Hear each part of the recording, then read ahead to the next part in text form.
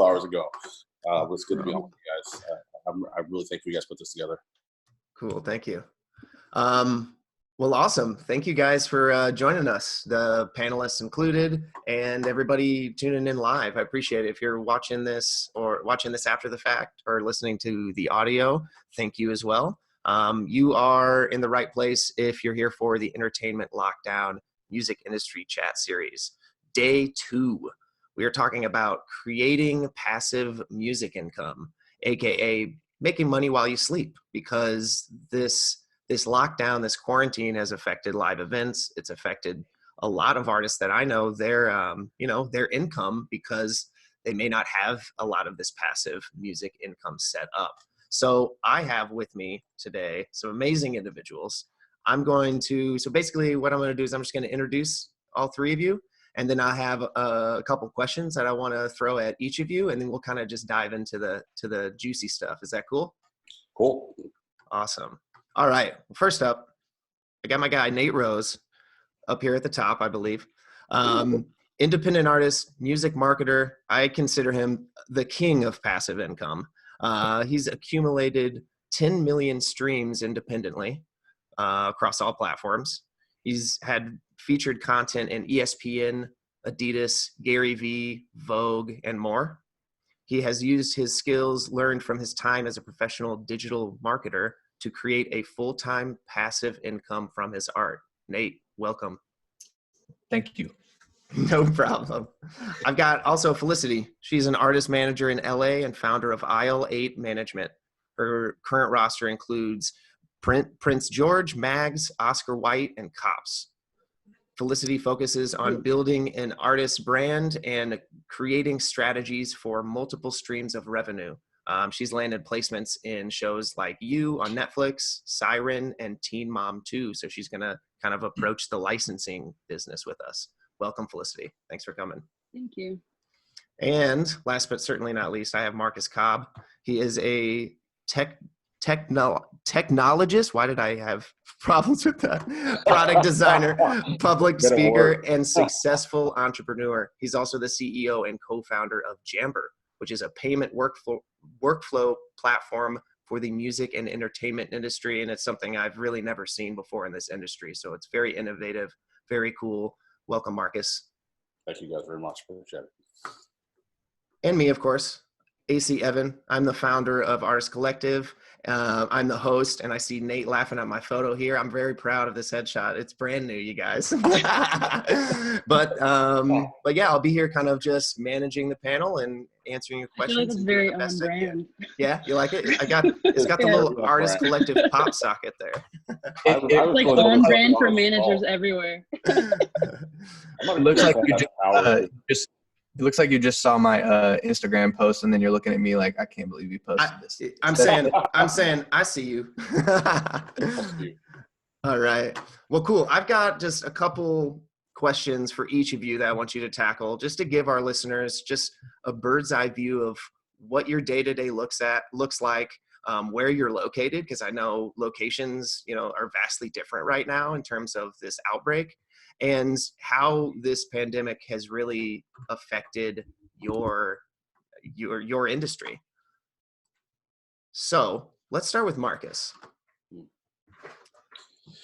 Yeah, we are based in Chicago and Nashville, and like the rest of you guys, we're home.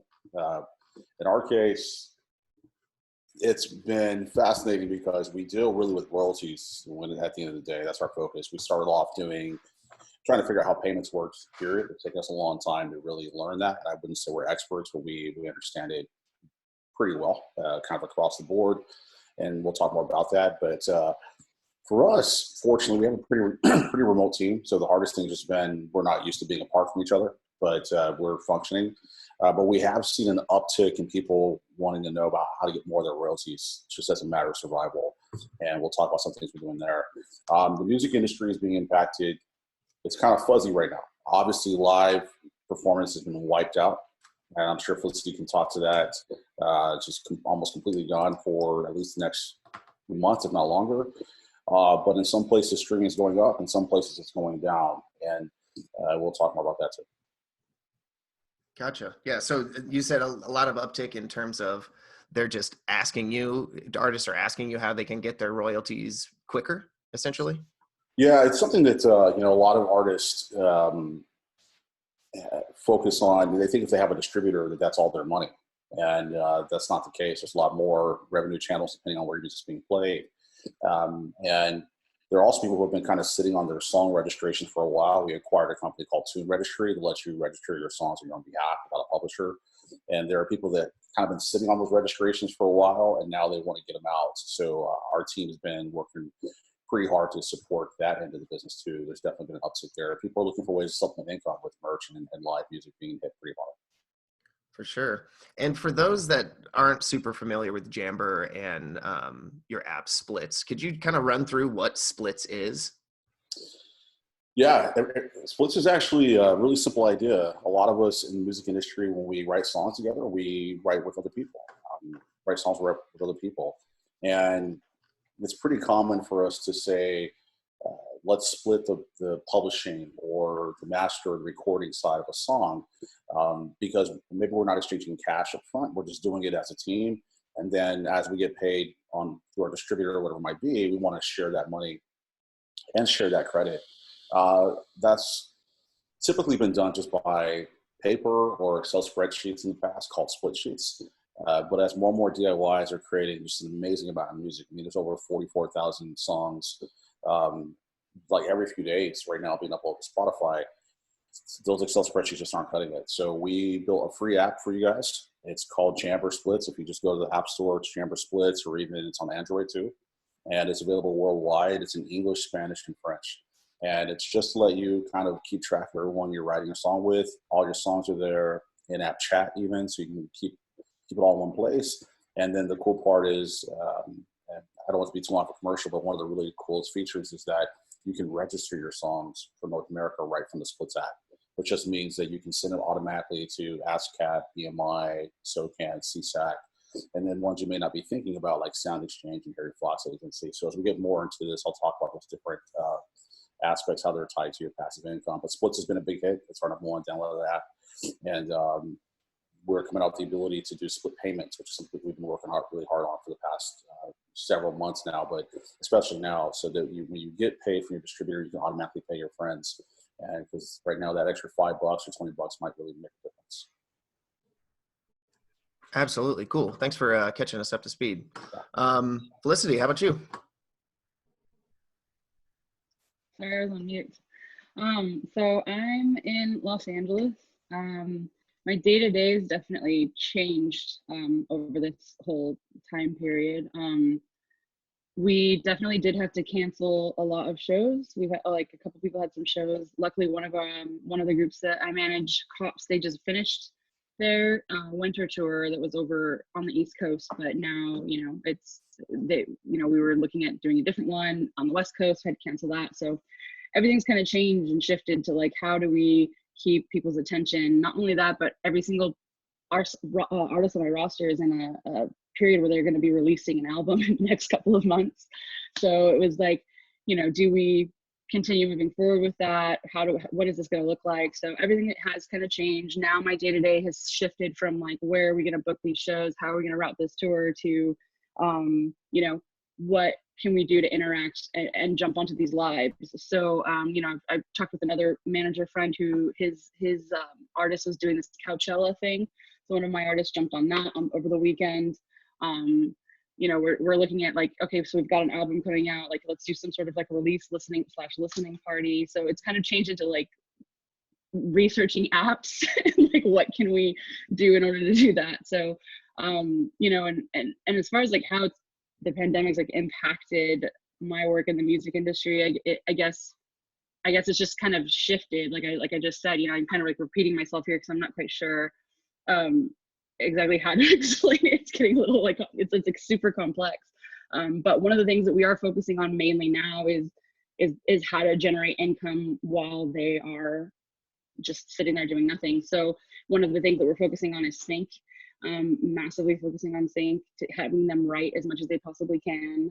So it's kind of like changed into like, what can you do in your rooms by yourself and not having to go to the studio, not having to go out and do that. So it's kind of changed like that. Gotcha. Cool. So seems like a more focus on fan engagement. I love that. Yeah. Did you say Coachella? Coachella. That's Yeah. great. That's great. So focusing on fan engagement and really doubling down on your licensing and creating that, trying to get that passive income going, even though you may not see the income now, it's for the future as well. Yeah, and writing for other people, that's like a massive thing. I'm lucky that like a lot of our artists, they all are writers, so they've all written for other artists. So while one of them had a session this weekend or this past week with someone else, they needed some help with one of their songs. So being able to jump on other people's songs and having that ability to do that is also passive income for them. So it's turned into just contacting people. Hey, do you still need help writing this? Are your artists looking for this type of thing? So it's interesting that a pandemic that's forcing us to distance socially looks like you're increasing fan engagement and they're collaborating more. It's just interesting how it's basically the opposite of what the pandemic is trying to get us to do. That's cool. Nate, how about you? Yeah, so I'm based in Nashville, Tennessee. My day-to-day, what I do on a day-to-day basis, I used to do everything from graphics, mixing and mastering, editing my own music videos, directing them, obviously writing the songs, producing the beats, all that kind of stuff. And since I've gotten to a certain point in my career, I've taken a step back, and now that I have some capital resources to sort of outsource some of the things, it's allowing me to focus more on the core of my business, which is creating the music, taking the meetings, and making some more of those higher level decisions. So my day-to-day now looks different than my day-to-day 6 months ago, but the pandemic has made a lot of these meetings change to FaceTime and stuff like that. But yeah, I do a lot of administrative stuff. I'm still the head person behind the marketing, so I am creating content and running ads and testing ad strategies and all sorts of stuff like that. And then, on the business administration side, I'm doing all of the negotiation on the contracts and stuff. So I'm trying to step back and relinquish some of that control as I go through, the progression of this thing. And the pandemic, how it's impacted my work, honestly, I'm blessed to be in a position where it hasn't had too much of an effect, mainly because I wasn't really doing too much touring anyway. So I didn't have too many live shows that were lopped off as a result of that. I think maybe we'll dig into more of some of the numbers I heard Marcus mentioned about, like how some things are spiking and some aren't. But yeah, I mean, I think that the streaming is dipped a little bit, and I can give some reasons for that. But other than that, I mean, I'm pretty much even keel and able to kind of continue doing things as I was before. Cool. Yeah. A lot of your focus really wasn't on live events, so it's not like you're a cover artist that had 1,000 shows throughout the rest of the year or so. Your focus was kind of living in this passive music income. So I'm gonna just send this question straight to you, Nate. Can you describe what passive income is, why it's important more than ever, especially right now, and how it's really changed your career? Yeah, so passive income is making music, making money while you sleep. That's kind of the way that it's typically described. I think that there are a lot of ways to make passive income in the music industry, especially with how technology has provided some opportunities. So there's even opportunities for passive income streams in, production and things like that. I think really, to me, what passive income is not having to do something in order to make the money. So like, I'm in a position where if I didn't release music for 3 months, I'm still going to be able to have checks coming in and money hitting the account. So I'm not in a position where my hand is forced and I have to like go book another gig and my next meal is dependent on my ability to secure another gig. That's not the case that I'm in. So it puts me in a much more comfortable position, I think, because I can maneuver in a state that is not in panic. I mean, what was the follow-up to the passive income question? why has it been important to have this in the pandemic? Yeah. Yeah. Yeah, I mean, I think that that's fairly obvious from the way that the live events have been just kind of cut out. So I'm in a position where I don't have to rely on that source of income as much as some people. I know artists who are full-time artists, but that's 95% of their income, and they do covers, and they are touring as much as possible. So that puts them in a really difficult situation. And the way that I make money from streaming and from publishing and all the royalties and stuff like that is basically pandemic proof and recession proof, because one of the last thing that people will get rid of, even in a depression, would be entertainment, right? That's the last semblance of joy that they can kind of hold on to when everything's kind of falling apart. So yeah. For sure. And just to refer back to what you said earlier, you said that you wouldn't have to release music for 3 months and you'd still have checks coming in. Can you kind of break down what it took for you to get to that point, and what artists can do to kind of get to that point as well? Yeah.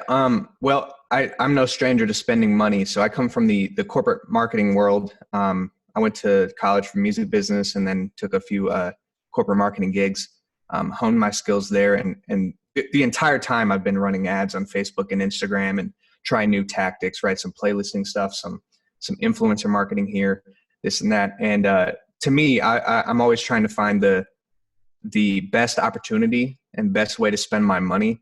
And when I find something that's working really well, I go hard at it, because these things don't last. Everything continues moving, and things that worked yesterday don't work today, or things that were cheap yesterday are now extremely expensive.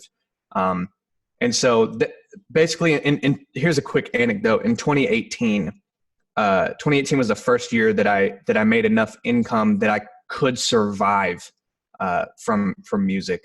I started out the year doing about 300 to 400 streams a day on Spotify. And I was working a corporate job at that time, and every paycheck I was putting $500 into just Facebook and Instagram ads for my releases. So throughout 2018, I spent $12,000 on Facebook and Instagram ads. And that took me from doing like 300 to 400 streams a day to like 4,500 streams a day, which, if you extrapolate that over the following year, I would recoup all of that ad spend in 1 year. But there's compounding effects of that. And so that's kind of like what I was kind of really holding on to. And then kind of a rinse and repeat process in 2019.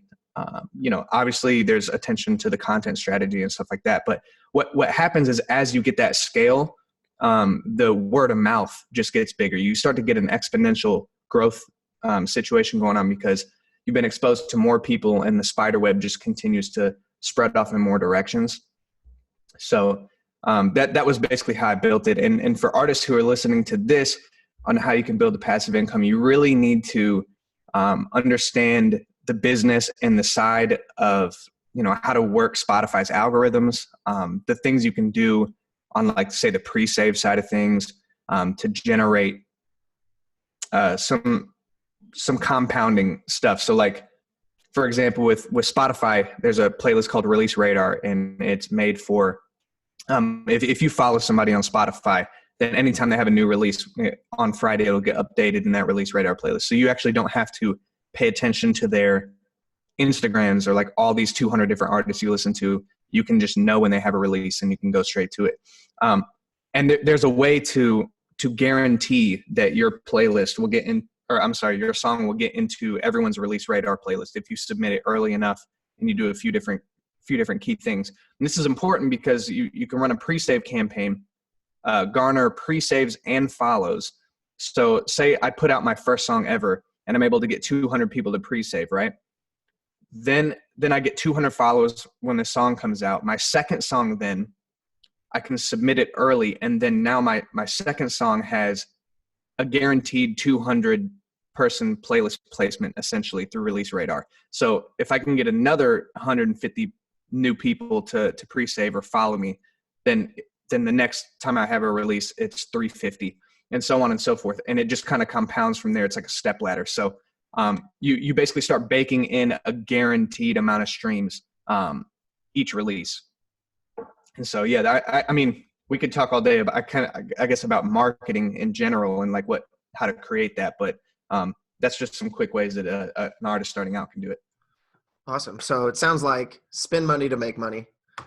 Be okay enough to actually know how to market your music and try new things, and stay, I guess, flexible, because like you said, what worked yesterday is not going to be the same today. I know what you dealt with was the Spotify ad studio. The spend drastically changed and kind of changed your whole view of how you were approaching. Like you're like, okay, this is getting too expensive. Let's look at TikTok. Now let's try new things. But I think the main thing to answer this for, I know some people listening, is spend money to make money. You have to do that. Don't just release your music and expect the streams to come in. You have to spend it. Yeah, I want to make one more quick point to that, because I know I threw out this $12,000 figure for a lot of independent artists. It's just like, whoa, you can spend any amount of money. Like the idea is to start getting comfortable with spending money and that is within your budget and just making it work for you. So, I mean, I didn't start out spending that kind of money. Now I'm in a position where, like, if I have an ad campaign that's doing very well, I can throw 5 figures to it. And I'm looking to pull the trigger on that as soon as I get done with the market testing of these new ad sets and stuff that I'm running now. But I mean, if you've got $30 to put towards a single, maybe you make business cards or stickers related to the single with either a QR code or just at least have the information where they can find it, just like a name in a track name, and go hand those out, right? So maybe your guerrilla marketing is where you can dedicate your $30. Or, maybe it's going on TikTok and just putting in some sweat equity and going through as many people as you can and sending DMs and seeing if people will do a video to your song. And some people might require payment. And hey, maybe you throw somebody $15 who has 300,000 TikTok followers.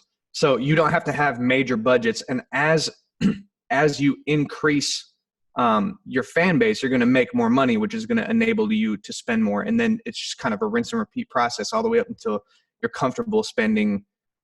I want to get to a point where I'm comfortable spending 6 figures back into the business, right? So absolutely. And just to kind of tie everything together, shifting to Marcus real fast, as an artist, before you start spending that money to drive traffic to streams or whatnot, it's important to make sure that everything's registered properly. Because if it's not, and you're spending $500 on ads and you're only getting a fraction of your royalties, you're not going to make any income, let alone passive income. So I'd like to shift over to Marcus and talk about, the importance of registering and how splits can really streamline that process. Yeah, I think, I first of all I don't want to derail the title of this, but I think that Nate made a great point. There's actually no such thing as passive income, right? Nate has worked really, really hard to get where he's at, as he kind of told the story. It's more just residual income, I think is a better name for it. And even that kind of tapers off over time. You have to keep that funnel full. And to his point as well, when you don't have money, the one thing you have is energy. It's not so much about putting just money into your business. That's really important. But money is just one form of energy, right? It's one form of the fuel to grow your career. But that might be getting people to work with you for free, who maybe they have time right now, then they understand marketing ads and help you build them, or they'll market out, with their friends and family. Get creative. Like, no one starts from zero. Everyone has at least enough today to get to the next level, and then you'll be like Nate and bigger, come from there.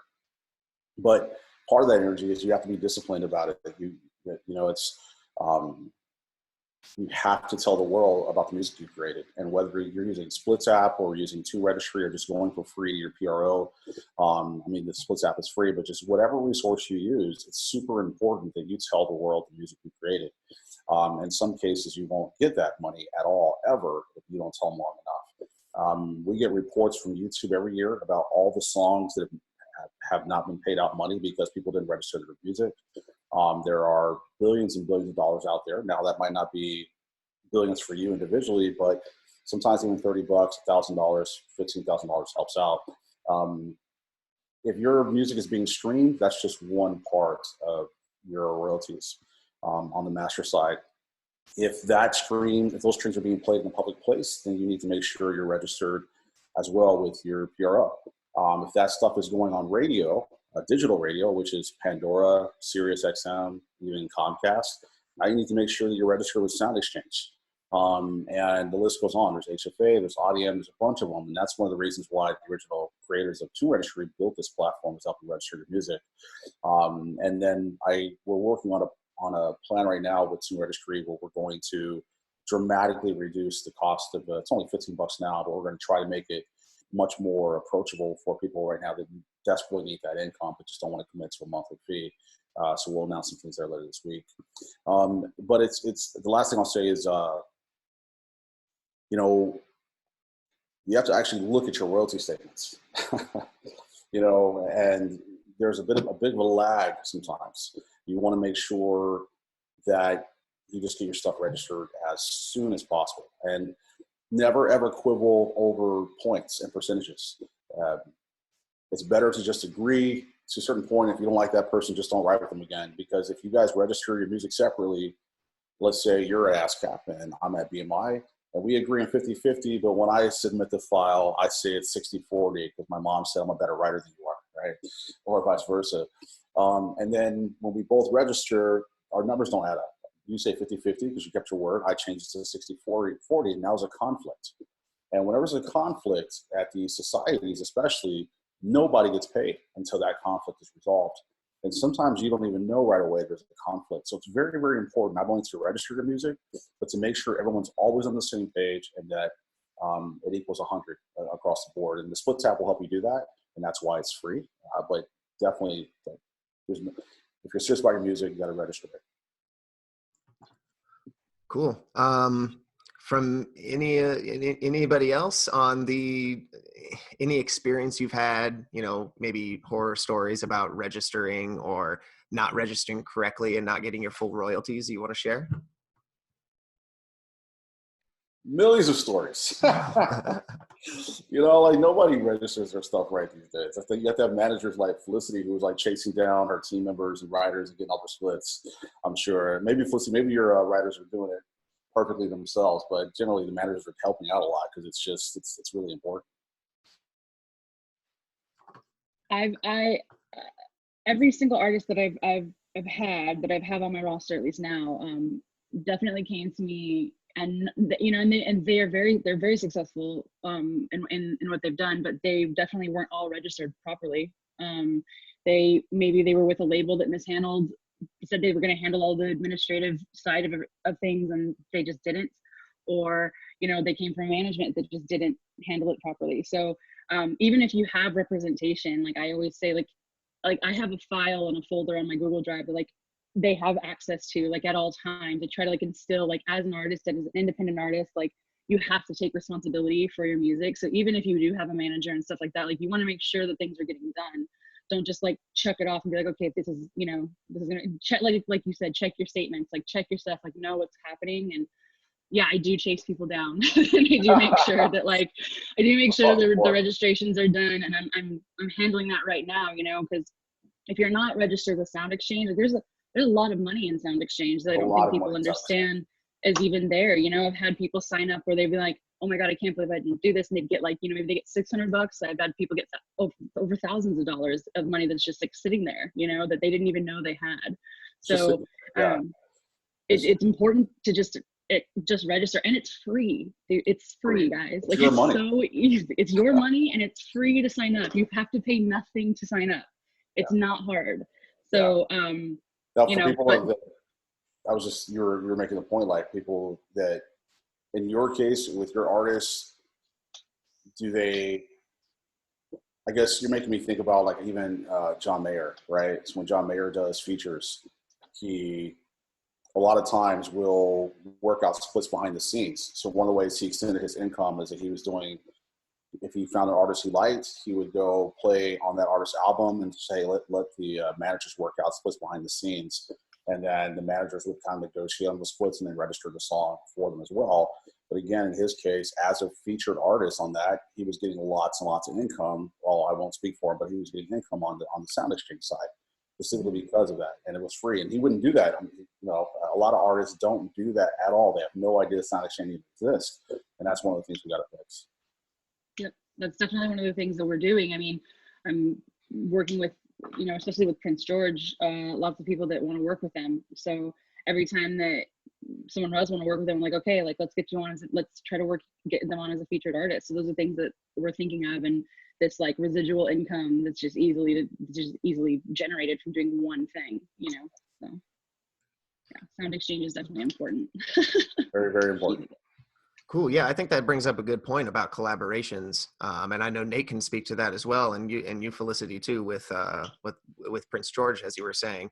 Can you talk about how that really can, even just from Spotify itself in a numbers basis, but also with creating this income, how it can affect an artist's career by doing more collaborations? Sure. Yeah. You want to go first? Sure. Yeah. I can touch on that. So yeah, I mean, I have artist friends that are in and around my level and of I guess exposure or whatever you want to call it. And so one of the things that we'll do is we'll just come together, make a record together, and do it as a co-release, which is where when you distribute it, it's listed as a main artist. Each artist is listed as a main artist, not a featured artist. So it doesn't show up in the appears on, it actually shows up like it's their release. And then, depending on, like, typically with my friends who, like, we'll go 50-50 on the master side. And this does a couple cool things. So, like, for one, we have double the fan base, right? So we're getting more exposure. You're still splitting the revenue. So even if that came to be a net zero, but you're getting new exposure. And then be like, yeah. So, I mean, for example, Psychopath that you have pulled up here, that's a co-release, right? That's me and Ollie Joseph. That just came out, right? But then even beyond that, if you wanted to, this is something that I always do when I do these collaborations is I have, the person I'm doing a song with say, hey, like, what kind of budget are you willing to work with? Because I'll match your budget. So then, hey, he can throw 250 or 1,000 or something to the release, and I can do the same thing. And then we have twice the amount of ad spend that's pushing the same song. So you're getting more discovery even from that. So I think that's really beneficial. One thing to think about on the producer side is within DistroKid and Jamber, I'm sure can speak to this as well from their splits. But as a producer getting started, a lot of people are trying to shoot too high and work with bigger artists. I think it's beneficial to work with artists that are in and around your area. And then if those people aren't making enough money to be able to pay you $200-$300 for a beat or whatever you feel like the market can bear for your stuff, you can just say, hey, don't even worry about the fee. Let's just go either 50-50 on the song, or let me get 20% and you can just pay me $100. And that can be done within like a distributor like DistroKid. And that's a way that you can start building that. And one perk for producers for doing this kind of thing is, me as an artist, I'm limited to the frequency and the cadence that I can release music, right? Because if I release too much music, if I release a song a day, people are going to get like too overwhelmed. There's no more demand. And therefore, if you're a producer and you're not even listed as an artist on there, you could technically release, a song a day and it not affect any sort of like demand, I suppose. So that's a really, really cool thing that I try to encourage producers, because if you have 365 songs in a catalog that you own 50% of, some of those are bound to do well. And I mean, you're just going to have a crazy amount of passive income from that. So, I mean, I'm a big advocate of the collaboration, and it shares monthly listeners too. So you'll get like a nice data spike there. I mean, there's a lot of perks to it. So. Awesome. Felicity, were you going to add anything? He definitely said a lot of the points. Yeah. Right? I had a way to tie yeah. into it when he was talking about the producers and the splits going into your licensing focus right now. Do you see is there a huge issue with that from a licensing perspective? Like, let's say Nate and me have a song 50-50 and he wants to push the licensing. Yeah, so that's where it can be a problem. So if you've got like let's think about, like, as for example, a lot of these rap songs, like they have like 50 people that touch the song, and someone's got like 2% and this guy over here's got 5%, like you know what I'm talking about, right? So Oh, yeah. that licensing company has to go and hit every single person and ask every single person and clear that song. And all it takes is one person, just takes one guy to be like, nah, I don't want it. And then you've lost 50 grand.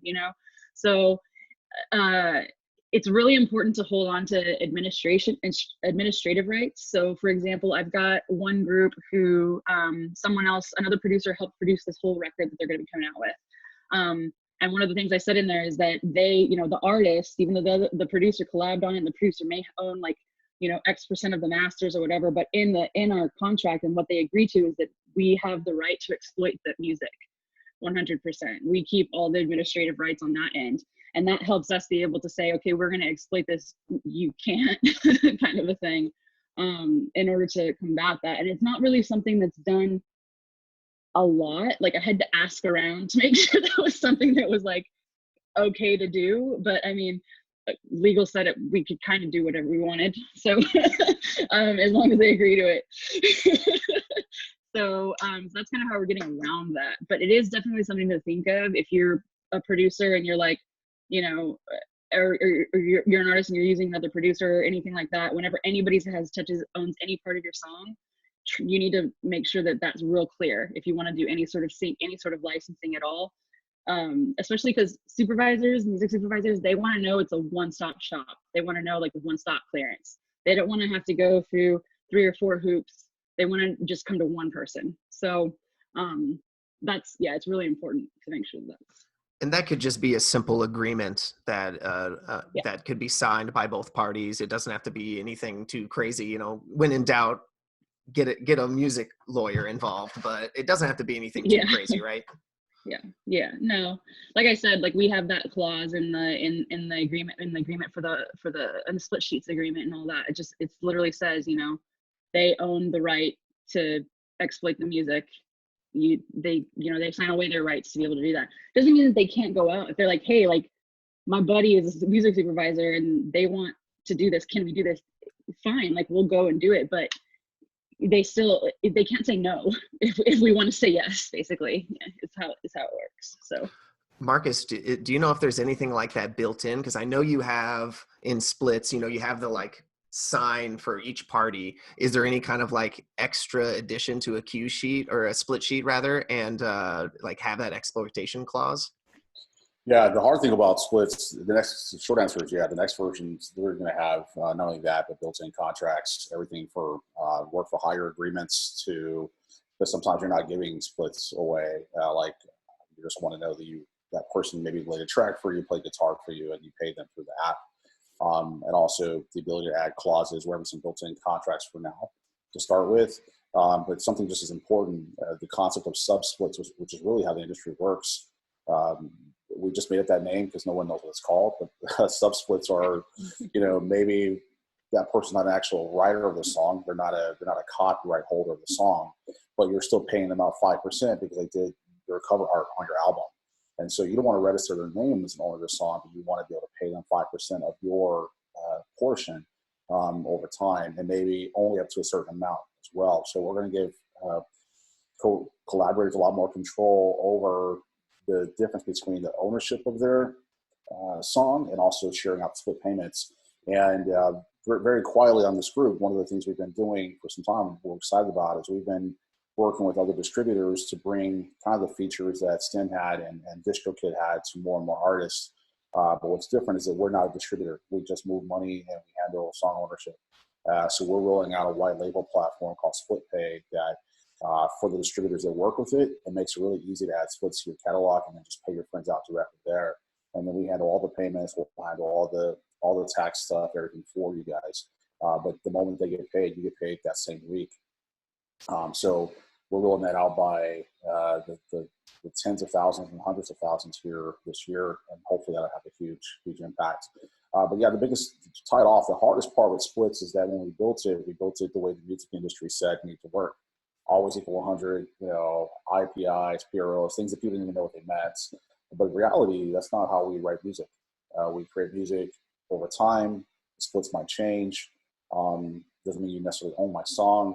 And it's not just splits. I want my entire catalog in one place. I want to know who I wrote with. I want to know my calendar. I want to upload my files. I want to have all that in one place. So splits has really evolved to, there's a Medium post you'll see that I wrote on it. That app alone costs $2.5 million to build. And we're going to put another 2.5, 3 million into it just to get it right, because it's that complicated. When you're meeting so many different people where they're at, you've got to take all that complexity and put it in the technology and make it as simple as possible. And there's no way around that. You have to invest in that, going back to what Nate said earlier. So short answer is that's coming out pretty soon. And anyone that wants an early preview of that, again, it's free. So you guys can help us get it right. Matter of fact, if it weren't for our partnership with a group called iStandard, the split app would have sucked and would have been off the App Store by now because they did these collabs with us last year where we had dozens, if not hundreds of different people from pop to hip hop to Americana using the Splits app every week using it and then telling us what was wrong. And so the co-founders of iStandard were giving us that feedback and surveys. And when we first released it, we thought it was perfect. We're like, this is it, beautiful, put your percentages in. It's a gorgeous app. We're like so excited about it. And then when we get into the iStandard collab, iCollabs are like, on a scale of 1 to 10, it's like a 3. It doesn't do this, doesn't do that. And we just, our team does a really good job of listening. If you ever work with Jammerites, they love our clients. So we didn't take it personally. We just, okay, well, what do you need to do? And we hustled through that. It took us, I think the last one was like 390 versions, but to get it right. But it went from a 3 to a 9. And that feedback loop, which, to tie it off, I think it's the same thing for your users too. I'll just throw out there a lot of reasons, like Nate's music's really good, right? And I hear a lot of music from a lot of artists that sucks. So I think one of the most important things you need to do to even begin to think about making money from your music is to make sure you understand how good you are or how good you're not. You need a really candid feedback loop from probably not your friends and family only, but somebody in your circle that will tell you, and I'm not talking about style, I'm talking about quality of execution, right? Is it tight? Are you on tempo? Are you on tone? Are you telling a story? Is the hook distinctive? Just the basic structure. What does a successful song even look like for your particular fans? And then that iteration, the same thing we did with Splits, you can do that with your music as well. Yeah, I think that's huge that you're tying in work for hire agreements and just really streamlining the process. That's really what gets me psyched about Splits and Jamber in general, because the artists that I work with and that I know, they get overwhelmed with stuff like this. They don't have managers. They're like, oh, I have to license my music or register my music in 12 different areas and make sure that I have agreements in place. And then they end up just doing none of it. So I think this will really help those independent artists that are doing it 100% solo, just be a little more familiar with, the importance of registering your music, because if you don't do that, you won't create this passive music income ever. Yeah, well said. And the only reason I don't mind talking about Jamber is that this is why we're here. Our tagline is "Make Way for Music." We created this so people can create music and have that business professional in the cloud, so to speak. And someone like Nate doesn't even really use the Splits app very much. He does a lot of his stuff he does a lot of his stuff by himself or work for hire because he can. But the product that he's most excited about is Money, which is just one layer on top of that. And Money is for artists and managers like Felicity, where you can kind of drag and drop all your royalties and it will show you one dashboard of all the money you're making everywhere. And then you can tie in splits and recoupables or expenses with your team. And so you're paying them splits after you get back, whatever expenses you spent, maybe on their ad work or different things like that. And it's basically like a mini business manager, which is the person would be in charge of your finances for an artist. It's like a little mini business manager in the cloud. And we're hoping to have that out to you guys by April. But we're working on it faster now because, again, it's more important. How do you see all your stuff? I guarantee Felicity has a million different Excel spreadsheets. I guarantee. Because every artist manager I know does. You can see her face right now. She's stressing out. We want to take all the spreadsheets and make it something pretty, which, that's just we're here to serve, man. So we're pretty excited about bringing that to the world. And to be clear, correct me if I'm wrong, you do need to have your songs through splits in order to gain access to money, correct? No, No, you don't? Yeah, everything. Amazing. Jamber's very a la carte now. You only take what you need and what you want. Like Tune Registry works by itself, even though TuneRegistry.com is also built into the Splits app. The Splits app works by itself. You don't need anything else. And it's more for individuals. Really, it does a better job of music going forward. We're going to work on it for historic songs because it kind of sucks in that. But also, the money is completely standalone. Like if you don't use the Splits app at all, you just want to manage your team's royalties or your personal royalties all in one place, do payouts, it's completely by itself.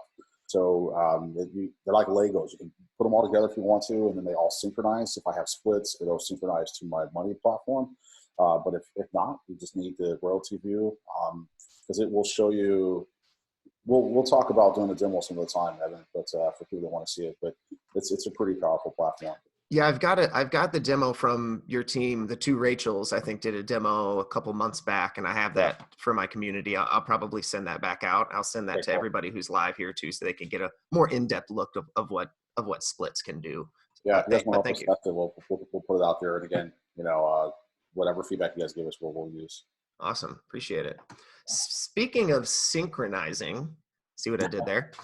Felicity, how can artists get involved and started with, pitching their music to film and TV? You have a couple placements in Netflix and things like that.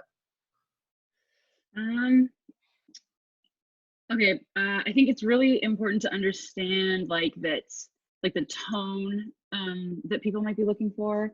There's a difference between like the libraries where you can go and submit your music and then getting your music placed in film and television. Having your music up in like a stock music site or something like that, where people can go in and pull from them. There's that, and that's a great way to make like some income. It kind of comes in every once in a while, but you're also like up there with hundreds of thousands of other songs. Getting your music pitched for sync, really you want to have a sync agent or a sync agency that you're working for. There's a handful of them that are like really great.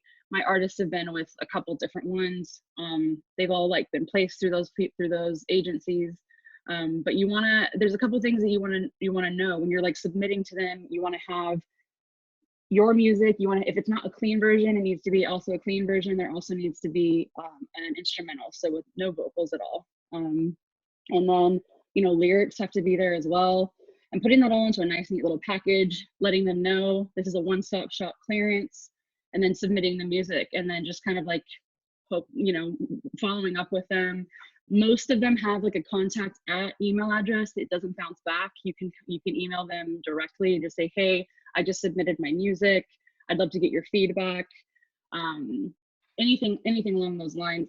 In LA, we used to have this thing on Monday nights called, it's weird sounding, it's called like the Honey Pot.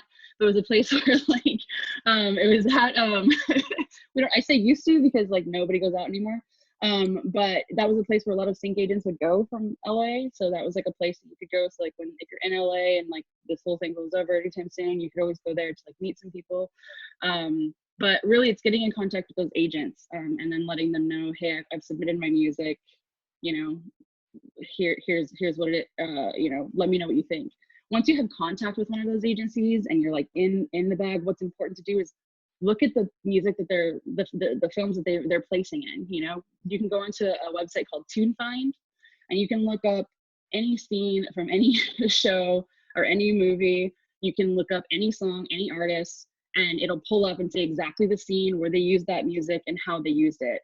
And just kind of like look and watch the shows and be like, okay, like you wouldn't want to pitch like a rock song for like Empire. Like it just wouldn't necessarily like fit. You want to make sure that what you're submitting fits the tone of what they're looking for. I just talked to somebody who he owns he works with the Bus Publishing, right? So he was looking for hip hop, like instrumental hip hop. He was looking for like instrumental EDM. They're always looking for something very specific. So you have to make sure that your music fits that specifically. And then also understanding that it takes a lot of time to place a song. Sometimes you won't get anything for years, and then other times you'll hit one after another. But it's important, like that income is insane. I've seen things go for $100,000 placement. There's $50,000 placements.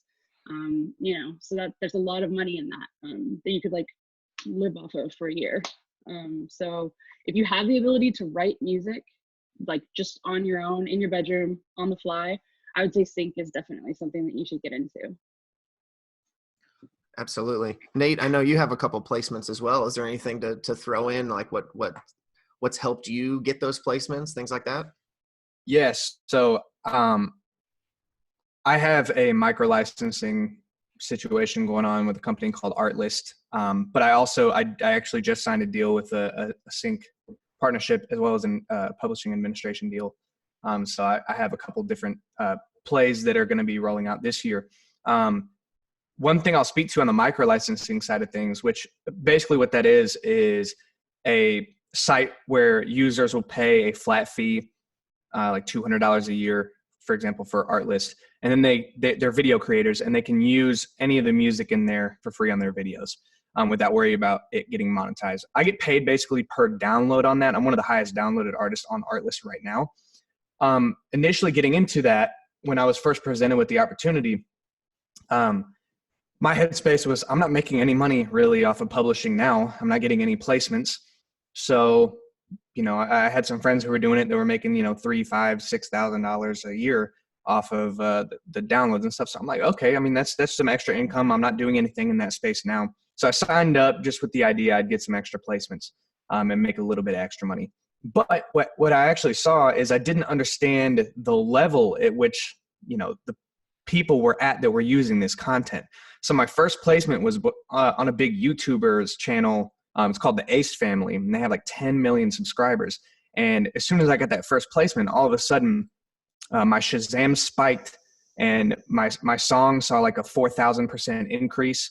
And it was in minute 9 of the video, which is insane. So it's just from people hearing it and saying, what song is that? Or Shazamming it and then going and streaming. And then the streaming money comes back, right? So then they basically go into the discovery phase of the funnel and start to educate themselves on my music and so on and so forth. So that's been a huge growth factor. It's also helped automate my influencer marketing. And with the micro licensing side of things, it's a volume game. It's a scale game. Whereas with the direct sync, it's more like I'm making something very specifically for this. Whereas the other way, it's like, here's all these options, and then a ton of people can use them. I've found it to be quite beneficial for me in my career. It's been part of the reason that I've moved up with the streaming side. But one piece of advice, if you are going to get with a site like this that does some micro licensing stuff, don't put your instrumentals up there, because I don't release the instrumentals of my song on the DSPs. And a lot of the times people do want an instrumental rather than the lyrics. So if I'm going to get these placements, I want people to be able to Shazam my music. I want people to hear my voice. And if I put the instrumental up there, they might just opt to use that. Whereas now they cannot Shazam it because it's not the same waveform. So what that has helped me with also is people will reach out to me directly saying, hey, I couldn't find your instrumental on Artlist. Can I get that? And I say, basically, I purposefully didn't put those up there. You can license it from me directly. And I've done that with Under Armour, Adidas. And in fact, Adidas has turned into a direct relationship with one of the main content creators over there who does stuff for Adidas basketball. So I've done custom tracks for Tracy McGrady and James Harden. So, there's a lot of opportunity there. I'm excited to see where the new sync stuff that I have coming into play is going to fit in. But a micro licensing site is definitely a place for people to get started if you're interested in that. But there are problems that have presented themselves within that space that I'm kind of navigating through right now. I talked to Marcus about this actually a little bit, but overall, I think it's been hugely beneficial to me.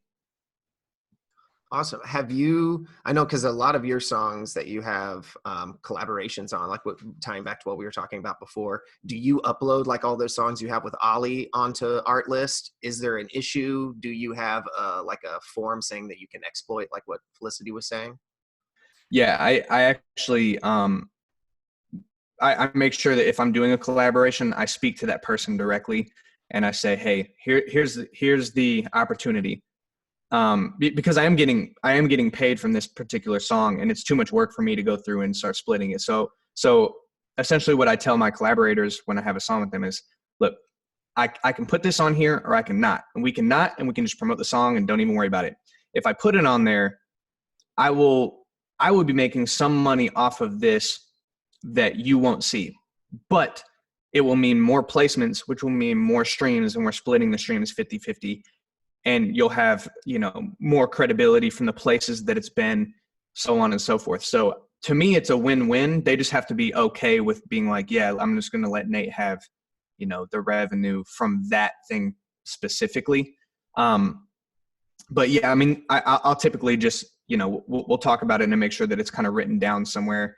Essentially agree that they understand the scope of that. I mean, and most people are good with it because they don't have other situations in play. And I mean, Yes Man's a great example of that. That's a conversation that I had with one of my good friends, Sober. But I mean, that song just hit 700,000 streams on Spotify, and it's got 330,000 on YouTube and so on and so forth. So by putting that up there, I mean, he's seen, $3,000-$4,000 checks from the streaming side, whereas that kind of discovery would not have happened without Artlist. But now, I mean, I don't want to just say everyone go sign up for this stuff, because there, like I said, there are things that are shifting. Mainly what a lot of these micro licensing sites are trying to do now is like manage your content ID in perpetuity for any song that is up on their platform, which effectively makes them exclusive for any other micro licensing situation. And so I'm not willing to put all my eggs in one basket because, like I'm a long play kind of guy. And so I don't know what my situation is going to look like in 2 years when I have like far more leverage. I don't want to lock anything down. So definitely read the terms and conditions of these. When I initially signed the contracts for Artlist, and I have another one that I'm working on, but they're pretty relaxed. And I do have quite a bit of leverage now because honestly, they didn't have as airtight of a contract as they could have. And so I think that there is definitely some risk involved if I were to leave. But, I don't know. I just would do some more research if you're interested in that. But yeah. Cool. Thank you. That's where you got, I think in your description, you said that you had something in Gary V's video. Was that all through Artlist as well, or just a similar micro licensing situation? A lot of times I don't know. So one of the pitfalls initially when I signed up for Artlist, like the content ID, the agreement was I had to turn content ID off. So content ID is basically when someone uses your song in a YouTube video, and instead of just like flagging it and making them take the video down, what you can do is monetize their video and run ads on their video that you collect on, right? So beforehand I had no placements, so there wasn't really like, places out there for money to be gained. As the agreement with Artlist is I had to keep content ID off so that they were able to do some of these things, right? So then I'm technically missing out on some content ID, ad revenue, but I wouldn't have had that without the placements, and I'm still getting paid from those. So it's a totally different business model from like traditional publishing and stuff like that. But so that being said, a lot of times I don't specifically know. I just assume that it is from a place like Artlist. But I mean, I'm talking like tens of thousands of placements. I mean, I've been on MLB commercials. My song was played in the Staples Center during the Logan Paul and KSI fight. A boxer, Devin Haney, walked out to my song. I mean, there's all kinds of just. I mean, it's a volume game. But every now and then you get like a really, really dope one, and then of course, when it's on television on a commercial or whatever, then I'm also collecting money on the PRO side, and so on and so forth. But yeah, I would assume that most of that is coming from there. I think actually D-Rock is just on his radar, because I know a lot of the music that they use for Gary Vee is just kind of like part of their strategy, and I don't think they're dipping to Artlist for that. But right, and it's just like what you said. You're in the long-term game. A lot of artists kind of get stuck up on like, I don't want to license this for a YouTube because I'm not getting the monetization from it. And you're kind of flipping the script and saying, hey, I'm going to get Shazams though. And it's more beneficial in the long run to kind of sacrifice some of those content ID things for, Yeah. for your long-term brand growth. I want to make another quick point to that. So if you want to think of things I'm an advertising guy. If you want to think of things in terms of impressions, the videos, even just the one placement on the Ace Family video that I talked about, I think it has like something like 15, 20 million views so far. If you were to add up all the different placements from Instagram videos and YouTube, we're probably talking in the billions of bees impressions wise. And so if you think about the amount of ad spend I would have to spend in order to get that, that's something to factor in, right? I'm getting all kinds of new introduction. I have 300,000 Shazams, which is crazy. Because like, think about if you're just watching a YouTube video for a song that's just in the video to pique your interest enough that some people will comment down and ask what it is, but for it to just stop you in your tracks, what is this song? And then for you to Shazam it, that takes a lot, right? And so we're talking about 300,000 people that are like, essentially like the bottom of that kind of discovery funnel, if that makes sense.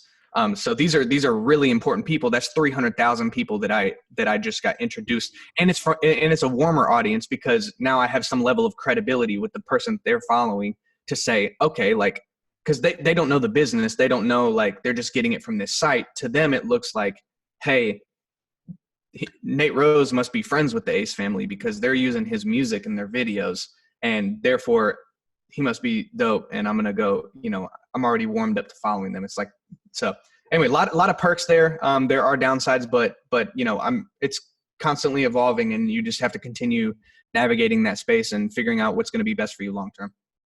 Yeah, I mean, I've never Shazammed a song in a YouTube video before, ever. So that's a very good point.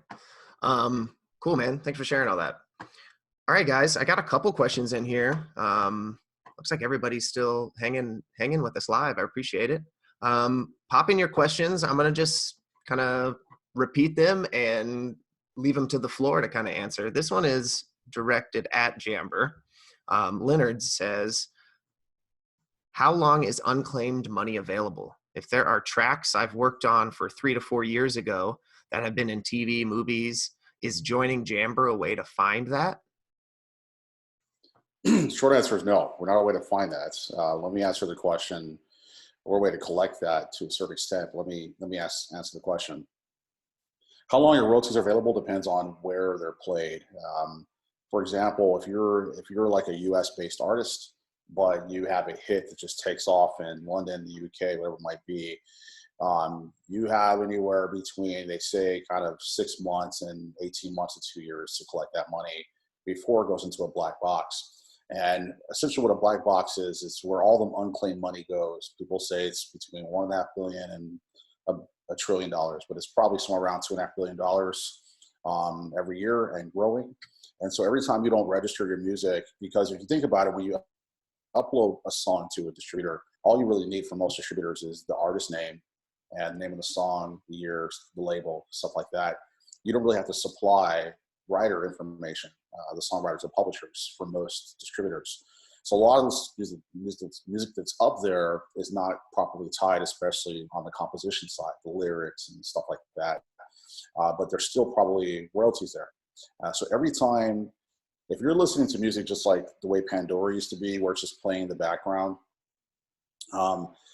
that most of that royalty income is just on the recording side for the performers and labels and artists. But if you are listening to music and you download it, or you buy it on vinyl, or you specifically play it, it's called interactive streaming. And every time you do that, it produces what's called a mechanical license. That mechanical license is basically money. It's relatively small rate, but it's still money. And that mechanical license doesn't go back through your distributor. It goes either through your publishing administrator if you have one, or your publisher if you have one. If you don't have either one of those, then it's probably sitting in the funds at places like Harry Fox Agency, which Harry Fox Agency handles a lot of the mechanicals for Spotify and other DSPs. And so you can go and register with HFA, tell them the songs you wrote. You can, in some cases, even negotiate your rates, depending on how much leverage you have and how big the hit is.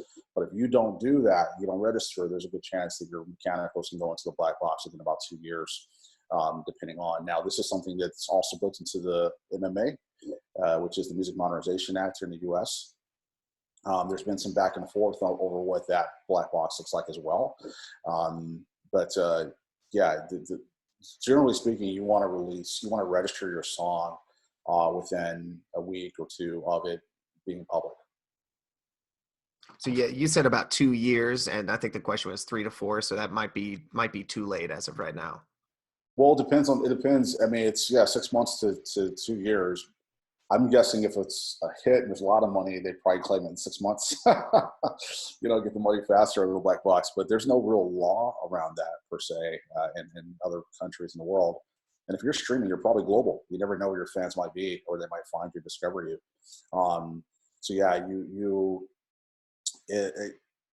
But at the same time, one example is Spotify. You can go back and claim in some cases up to 2 years in hindsight. For some PROs, and even with Sound Exchange, for example, money just sits there.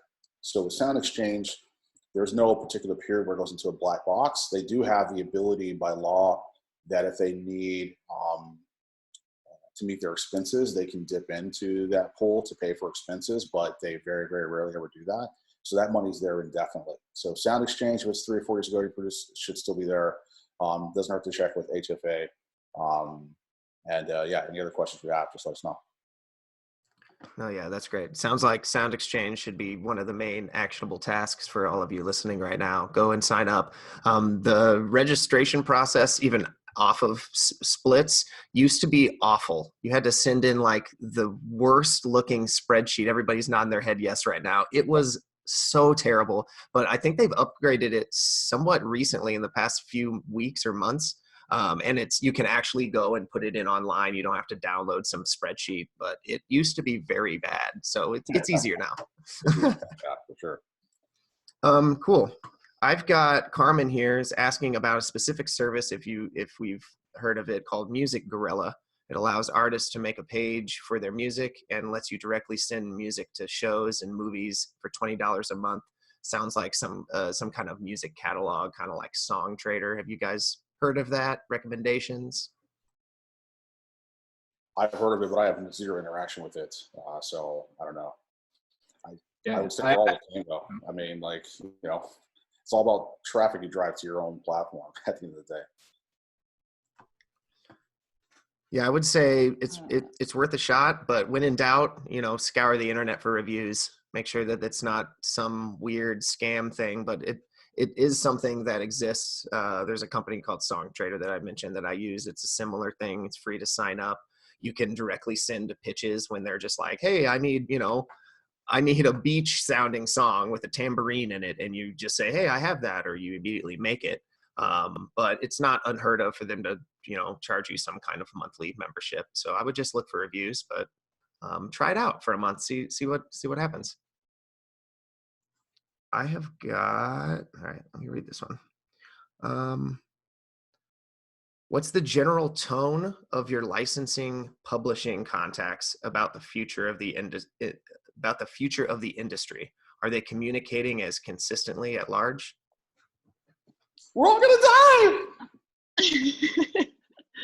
I know for me, everybody has been they've actually been pretty positive about it. I got an email from one of our contacts, major company, that emailed and was just like, a lot of music supervisors are going back to their production company and saying and encouraging using independent artists' music as opposed to trying to use, top major artists' music just to try to help out in this industry, help out at this time frame.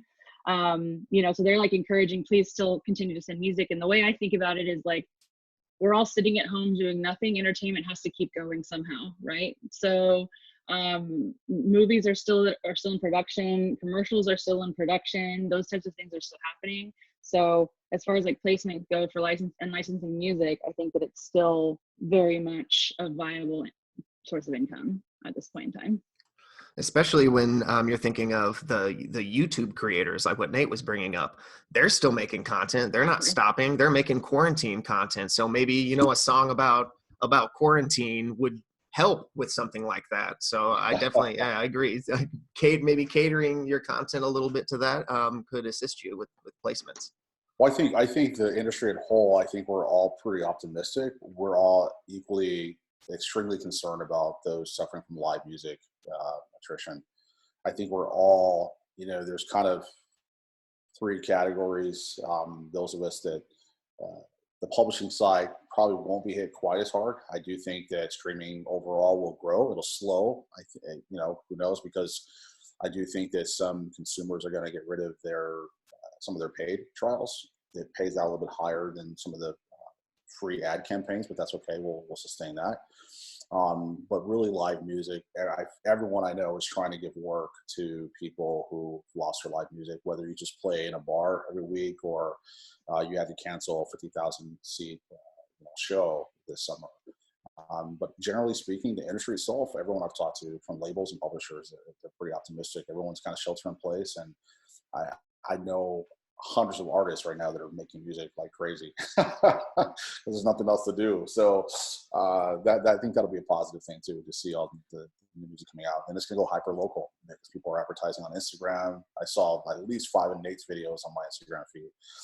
So people are going hyper local and sticking to their, you know, their kind of core network, which is going to create more intimate relationships ultimately. And that can be a positive thing too. Yeah, go ahead. My artists are sending me videos and pictures of their like in-home studios, like every other couple of days, like working today, you know, just making sure, you know, writing, doing this.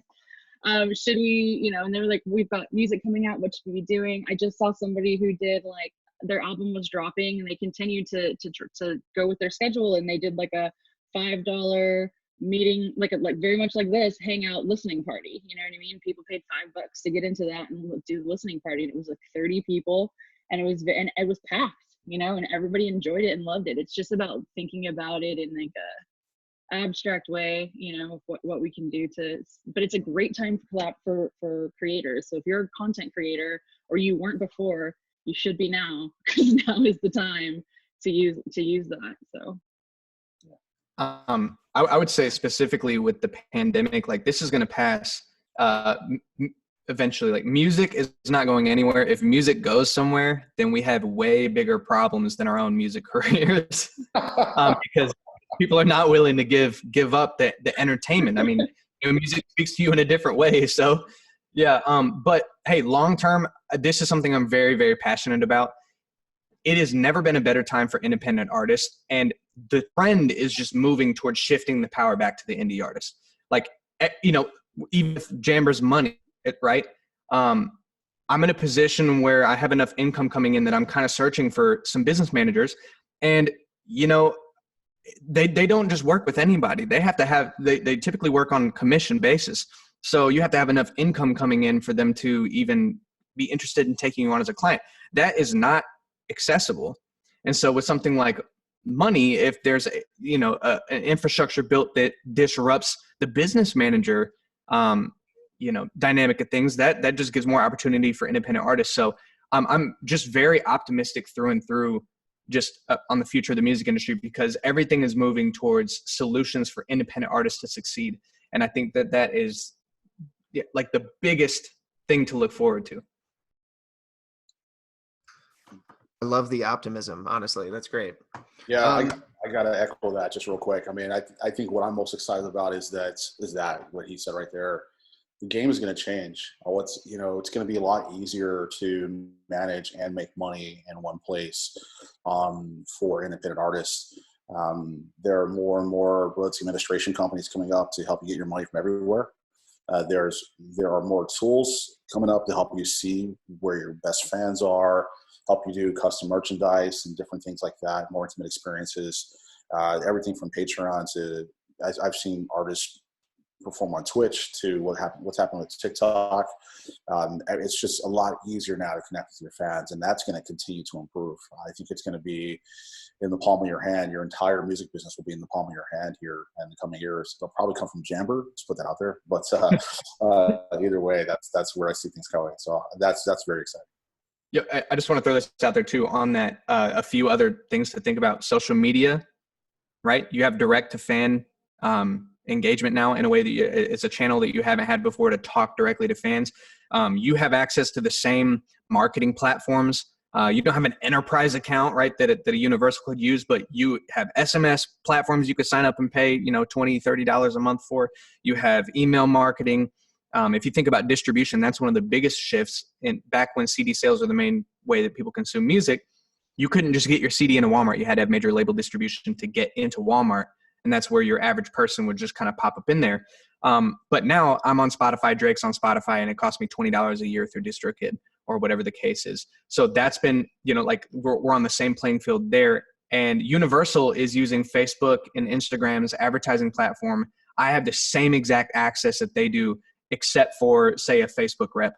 So like all of these different tools are pretty much available to you, and it's just moving in that direction as a whole. And so if you're hip to the business and the marketing side of things, you basically and you make a good music, a good product, you basically don't really need a label. I mean, hopefully if things go well, I'll be in a position where it's just going to compound like I was talking about earlier. So like I'm really looking forward to that potential.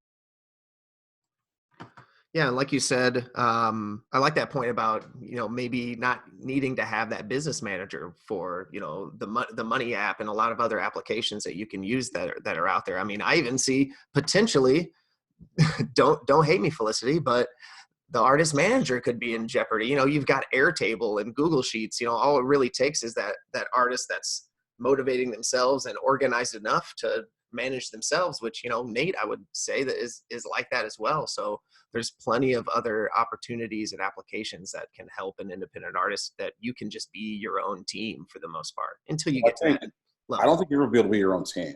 I think more accurately what's going to happen is you're going to be able to put together a better team and not be so reactive to the team, right? There's still no replacement for human ingenuity and obviously those kind of cool things. And I get your point too, Evan, because you're 100% right. That like at the beginning, I can make money now as an artist myself. Before 5 years ago, the first thing everybody wants to do is go find a manager. That doesn't make sense now. So, but what we can do is the tools is that you can specialize and really find your craft and find your sound and understand what a manager even does, and then go find a manager, and then get a good one. And then hopefully the managers themselves are better quality, because there's not 50 million managers. There's 1 million really good managers that are working with artists up to get to the next level. And same thing with business managers. Like QuickBooks exists, but you're always going to have accountants. And the same way Jammbermusic is going to help you, not need an accountant up front, but you're always going to have accountants. And I think we're going to find this beautiful kind of singularity between the apps and the tools, and then the talent. And there's some cool things happening with AI, machine learning. That would be a great topic for some other time. But yeah, so you're always going to have people and build a team, because that's the only way you can really get perspective on where your craft is actually at, in my opinion. For sure. I don't hate what you said, Evan. I totally get. I don't hate you for what you said. But I do think that there is a point to that, though. Because a lot of what you just said, Marcus, about people want managers and they go, "Hey, I need a manager." I have 1,000 DMs about that. We talked about that last time, Evan, when we were talking. It was like, you're not. Are you ready for one, or are you not? And I think that definitely management has changed. None of my artists have business managers. Most of them do it themselves, or I help them out with doing it. They don't have, there's so many apps. I have 1,000 spreadsheets, like you mentioned, about how to take care of all of that side of things. But when it comes to career development and, how do we approach this campaign to that campaign, that's where a team comes in. And I think that, so management is definitely changing. I don't think that it's going away, though. Absolutely. Cool. I've got one more question on here, and then we'll kind of wrap up. I appreciate everybody's time here. Connie asks, in regards to what Nate was saying about Let me find it here. Content volume. How much content is enough content before shooting your shot at getting placements? What I don't know what they mean by content, like for like music content. It says in regards to placement and discovery, how important is content volume in these moments? Placement and discovery, like on in the publishing sphere, or like placement, like I'm not 100% sure like what they're getting at. Sure, You mind Connie. if I take a Yeah, shot at that? You mind if I yeah. kind of jump in there? It's so the content is not important to the placements, whether you're talking about sync placements and film and television or movies. That's all about the song and how it resonates with the music supervisors and the producers, and if it's properly cleared, like Felicity said. They love breaking new artists. It's one of their favorite things to do. And a lot of times the songs they break haven't been heard before. That's most music supervisors are in that job for that reason, because they're huge fans of music. The other side, though, as far as your content, how much content's enough, I think Nate was touching on that really well. There's a cadence to how your fans are consuming your music. If you're going to go through the work of putting out a song on Spotify or in Apple, you want there to be a little bit of supply and demand type of war, like the tide. You want to be able to have a cadence where maybe there are certain artists that can do a song a day, but they have those types of fans. There are certain artists that only do an EP once every 3 months, because that's kind of but they're making money that entire time. So you have to find the cadence with your fans, and you'll know, because you'll release a song, they'll be clamoring for it. You'll release a song, and it'll feel like it just kind of went into the ether, and nobody even noticed you released it, and but nothing else changed. So you'll find that cadence, and I think that's what Nate was talking about. Yeah, and as far as the social media content and like the educational content, right, that informs people about like who you are, what you represent, I think that stuff can be in very high volume. The music release is like very much reserved for specific things, but I'll do panels or speaking engagements, and I'll post snippets there on my page, or I'll do interviews where I can talk about like the behind the scenes for this, or I'll do a beat making video or something like that. That's the type of content that I'm trying to build around the music content, because whenever there's a music release, you have this like very ASCII thing. You've got to go into marketing mode. You've got to have call to actions for people. And if you do that too often without giving them value added back, then they have like a less favorable look at you, right? And so I try to create a lot of content that's valuable to my viewers. This also aligns with my brand. So I might talk about some finance, or I might talk about music business or whatever. But that's just, there's no call to action there. It's just something that they can get more context into me, who I am, what I'm about, take something from it. And then whenever I have the music release and the music ask, it doesn't feel like such a one-sided relationship. So that's why I feel like the more that you can add value without a call to action, the better, because that's a better ratio between like the value that they're getting out of you versus you asking them to pre-save your single. Absolutely. Great point. I think that's it. I think that's all of the questions we have time for. I don't want to take up too much of your guys' time. So for all of you watching right now, you want to access the full recording of it, just join our membership for free, 30 days for free. You can watch everything that we have in the library. I've got walkthroughs, we've got industry chats, actionable tasks, PDFs, things that you need for your career. Look forward to touching base with all of you there. And there should be an audio version of this dropping as soon as I can get it together on our new podcast, Anchor FM /industry chat. You can listen to it on iTunes, Spotify, all the main places. But just a sneak peek of tomorrow, what we have.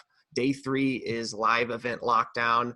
I have a lot of interesting people in regards to this live events, how these promoters and booking agents are redirecting their focus. And I've got a manager here, Vinny with Ours Collective is going to talk about how he's changing the way he performs live.